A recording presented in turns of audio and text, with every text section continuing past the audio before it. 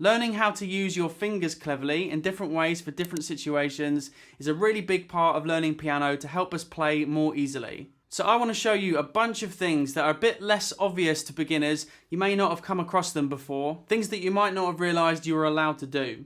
Okay, let's just dive right in. So as you would have come across if you've even just played a scale or a couple of bits of music, that sometimes we need to cross over our thumb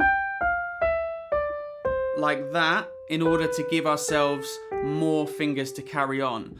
But a bit less obvious to beginners is that sometimes we can cross over and then come straight back to where we were if we need all our fingers that side to reach something. This is really common but really handy to know if you haven't learnt it yet. So it's useful for stuff like this. I need all my fingers to reach that big position, or something like this.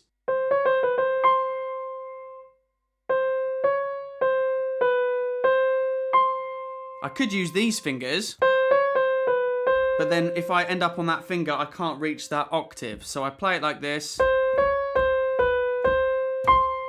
and then I can reach from my thumb. For the next one, let's look at this fragment of a melody from a piece of music I've been teaching.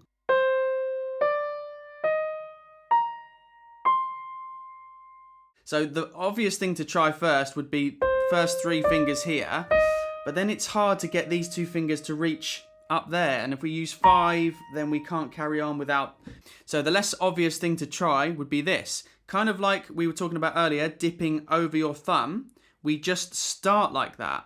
So we start with finger 2 and then lean into our thumb, and then from that thumb we can reach everything and make all the notes sound connected.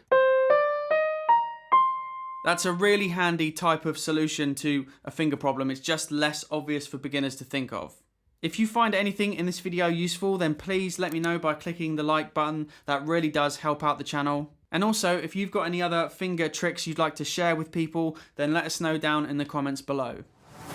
For the next one, I'm going to carry on from that melody. After we play this bit, we need to play this. So from what we played before, I have to end up on this C on my 5th finger. But the problem is now I need that 5th finger again to go to the next note above. So I hold it down, switch it for my 4th finger, freeing up my 5th for the next bit.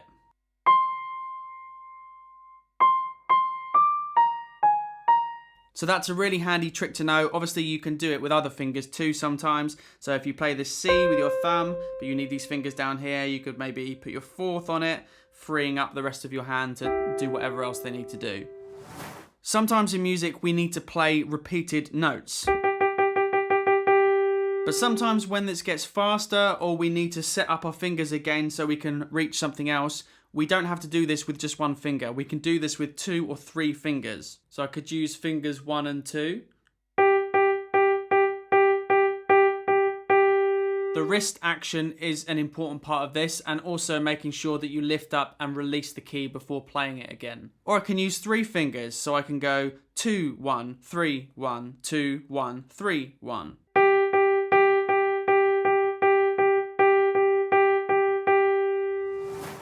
This next one is kind of to do with hand positioning as well, which kind of goes hand in hand with good fingering. So sometimes for some positions we need to have our hand at different kind of depth into the keyboard so we can reach things easily. I've got a whole video on that you should check out. It's a really important thing to think about to help you play stuff easier. I'll link that below. But sometimes in order to move there, we can kind of, once we've played a note down, we can slide our finger position across the note like this. So if I wanted to play this, for this second part, I need my hand further forward so my 5th finger can reach the black key. But for the first part, I wanted it further back. So I play this, and then on my thumb, once the note's down, we just need to keep it down so we can slide across to a different position to play it, and then I can reach the next bit more comfortably. Again, that's not exclusive to your thumb. We can do that with other fingers. I find this usually works best with slower things. Now there's another approach to that as well, and this is just kind of moving your hand or kind of walking your hand to a new position. So if I wanted to play this, For the first part of that, I need my hand back so I can get my fingers comfortably into that block there. But for the second part, I need my thumb on this key and I need it forward enough so I can stretch to reach the octave like that. So E flat to E flat. So I'm going to kind of walk my fingers and my hand position forward as I play it. Like that. When you're playing piano, you should find yourself moving your hand position around quite a lot to make it easier to reach the notes that you need. And if you're experienced, of course, that's an obvious thing to do, but I see so many beginners trying to awkwardly stretch and reach notes, which just makes what they're playing 10 times more difficult than it needs to be. This next one can sometimes come in handy with big chord voicings, usually in your right hand, but sometimes in your left as well. And we can sometimes play two notes on the bottom when they're next to each other.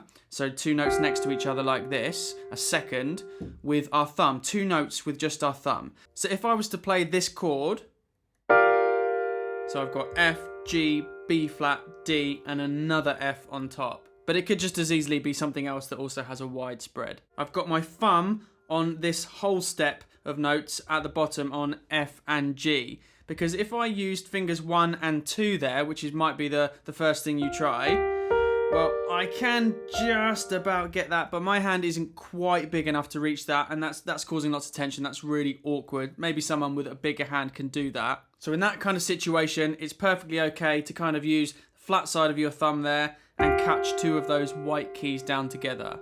You won't always need to do that. If that was a smaller chord, then you can just use fingers 1 and 2.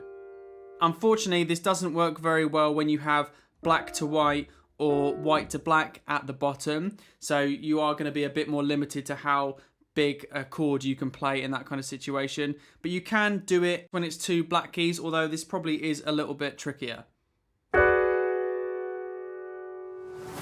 If we look at grace notes for a minute, there's a few different tricks I can show you here, different ways of approaching playing grace notes. So the first one is, if we just look at black to white grace notes to start with, like that. So the first one is we can use the same finger and we can slide from black to white. Now the trick with this is really not to push too hard. Don't let your weight dig into the keys. You just kind of let your weight pull back and drop down.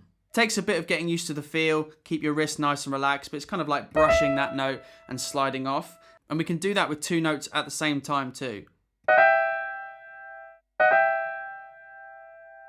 You can also do that when it's not actually a grace note, it's played slower like this.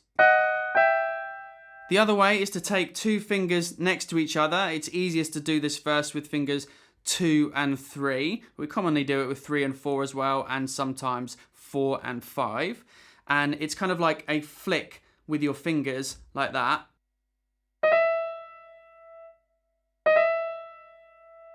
Quickly play this one and then release it and down with the next one. And again, a bit of hand movement, a bit of weight movement to really get the feel of it.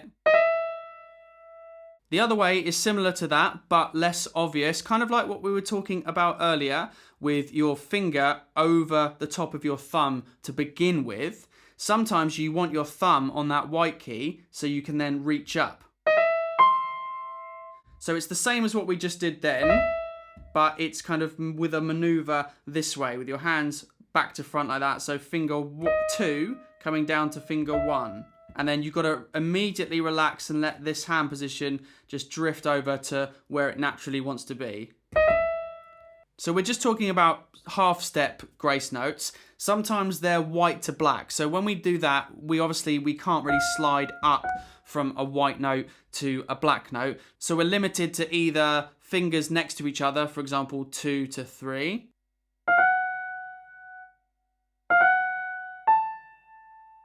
Or we can use thumb to 2 in this case as well.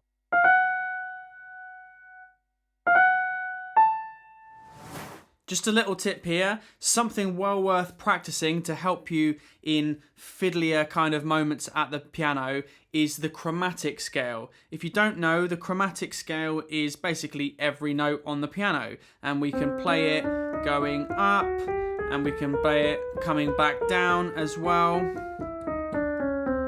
And of course you can do that in both hands, but it really does come in handy for certain moments in all different kind of styles of music. That's a pretty standard thing to practice, but sometimes beginners don't do it. So I'm going to do a separate video on how to do that. So using chromatic fingers is a bit less sneaky because it's a fairly standard thing on the piano, but something that really helps me with bass lines in the left hand is I play chromatic lines when that's needed with my bottom two fingers, fingers 5 and fingers 4. Something like this.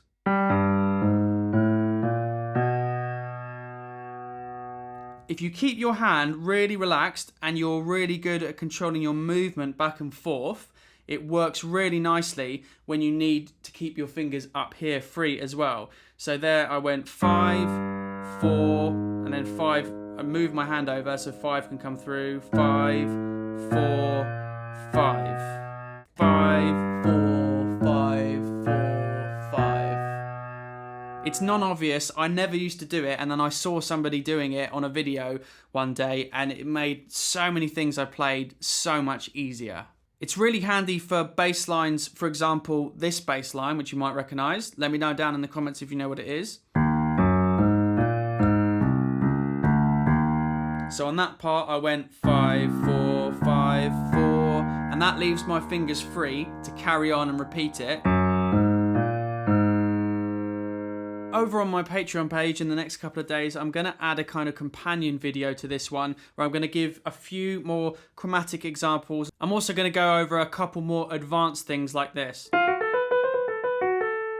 And I'm also going to get into one other topic of moving around in thirds like this. It's not quite right and it's a bit long-winded to put in this video, but it's kind of related. So you can unlock a video like that and lots more helpful content over on that Patreon page. And a big thank you to everyone who supported the channel over there. I hope that was helpful. Next, you should check out this video, which goes over a whole bunch of important topics for beginners to learn. Thanks for watching.